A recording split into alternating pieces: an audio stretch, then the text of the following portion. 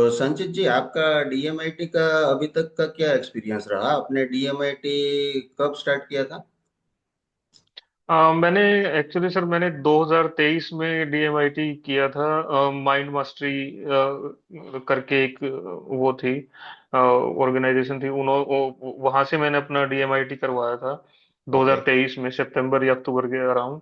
तो वहां से जब मैंने कराया तो मेरे को काफी सारी चीजें सेटिस्फैक्टरी नहीं लगी। मतलब जो उन्होंने रिपोर्ट दी और रिपोर्ट के बेसिस पे जो उन्होंने काउंसलिंग की, उससे मैं सेटिस्फाइड नहीं था। तो वो होने की वजह से फिर मैंने तीन चार जगह पे और भी मैंने ट्राई किया, अलग अलग जगह पे। मैंने अपनी रिपोर्ट करवाई और काउंसलिंग करवाई, तो हर जगह पे रिपोर्ट सबने अलग अलग, एक तो रिपोर्ट ही अलग अलग दी, और उसमें भी फिर जो काउंसलिंग थी वो भी बहुत डिफरेंट थी, और मैं किसी से भी सेटिस्फाइड नहीं था। मतलब जो हमें अपने बारे में जितना पता होता है, जो हमारा नेचर होता है, या जितना हम अपनी 25-30 साल की लाइफ टाइम में हम सब अपने आप को समझते हैं, तो वो बहुत सारी चीजों से मैं सेटिस्फाइड नहीं था।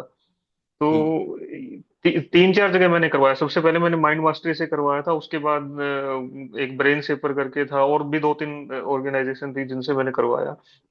बट कहीं से भी मैं सेटिस्फाइड नहीं था, और मैंने छोड़ दिया। मेरे को लगा कि ये रिपोर्ट ही मतलब इसमें ही कुछ घपलेबाजी है, और ये मतलब वो नहीं है, इसके ऊपर हम ट्रस्ट नहीं कर सकते। तो ठीक। फिर अभी मेरे को कुछ 2-3 दिन पहले ही आपका वो यूट्यूब पे मेरे को दिखा, तो मेरे को लगा कि चलो एक ट्राई और कर लेनी चाहिए। मन किया कि एक ट्राई और कर लेनी चाहिए।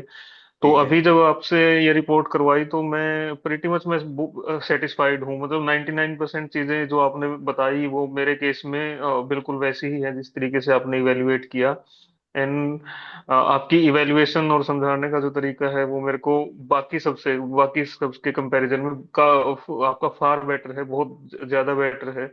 एंड मैं आपकी रिपोर्ट से मतलब 99% तक मैं सेटिस्फाइड हूँ। बाकी मैं मतलब एक आध परसेंट तो कहीं ना कहीं चीजें मतलब रही भी नहीं है मेरे दिमाग में, बट आई एम ठीक है। I am fully satisfied. I am ठीक फुली है। तो सेटिस्फाइड। तो एक चीज ऐसी क्या थी जो मतलब आपको स्ट्राइक कर गई, जो पिछले लोगों ने उसके बारे में नहीं बताया नहीं नहीं, और मैंने यहाँ पे आपको हाँ क्लियर हो? Strike, actually strike. अच्छा, यहाँ पे जो आपकी जो स्ट्राइक कर गई, हम्म। वो एक्चुअली बाकी लोगों ने मेरे को, एक तो क्या हुआ कि उन्होंने अलग अलग फिंगर्स की जो वो थी, पैटर्न थे, और वो थे, उन्होंने वो पैटर्न ही उनके सबके डिफरेंट डिफरेंट पैटर्न बताए।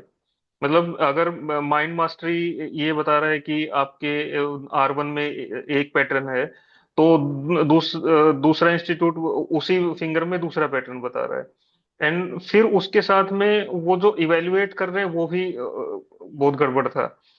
आपके केस में मेरे को सबसे मेन चीज तो ये समझ आई कि आपने जिस तरीके से होलिस्टिकली इसको समझाया है, मतलब कि L1 और R1 का क्या रोल रहता है, और वो किस तरीके से बाकी सब फैक्टर्स को इन्फ्लुएंस करता है, ये किसी ने भी नहीं समझाया। सबसे मेन तो वो था। और जिस तरीके से आपने मेरे जो रेडियल लूप के बारे में जो चीजें मेरे को बताई, वो किसी ने एक्सप्लेन नहीं करी। ठीक है। एंड वो जो आपने एक्सप्लेन किया वो मेरी पर्सनैलिटी से 100% मैच करता है।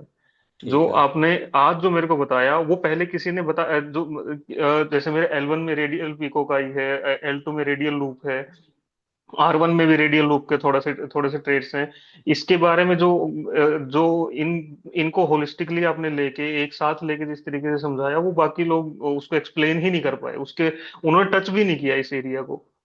और जो तो ये बड़ा इशू। इमेजिनेशन इमेजिनेशन वर्ल्ड वाली जो बात थी हाँ कि हाँ, ये जो सबसे मेन बात थी, मैं आपको मैं सॉरी मैं भूल गया।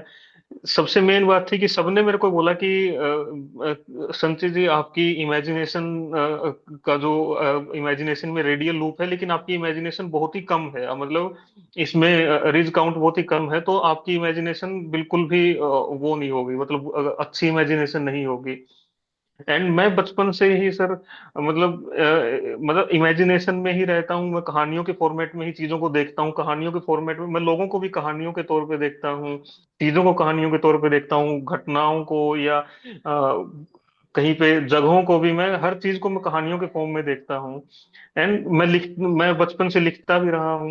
मैं और इसी फील्ड में मैं राइटर ही बनना चाहता हूँ, इसी फील्ड में मैं काम करना चाहता हूँ।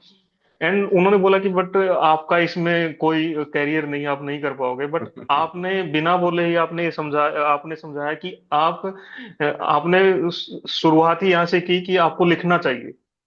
आपने बिना पूछे ही आपने ये बताया कि भाई आपको लिखना चाहिए, और लिखना ही आपकी दवाई है। आप लिखोगे जितना ज्यादा, आप उतना ही एक्सेल करोगे, और इसी फील्ड में आपका करियर है। तो वो जो मैं मन में सोच रहा था कि मेरे को करना है, वही चीज आपने बताया। एंड वो बिना पूछे ही आपने बताया। तो वो सबसे मतलब अगर मैं पूरी रिपोर्ट में अगर एक पॉइंट को हाईलाइट करूं, तो सबसे बड़ा पॉइंट यही है कि आपने जो इनबोर्न मेरा टैलेंट है, इनबोर्न जो मेरी कैपेबिलिटी है, उसको सिर्फ आपने पकड़ा, बाकी किसी रिपोर्ट में नहीं पकड़ा। राइट।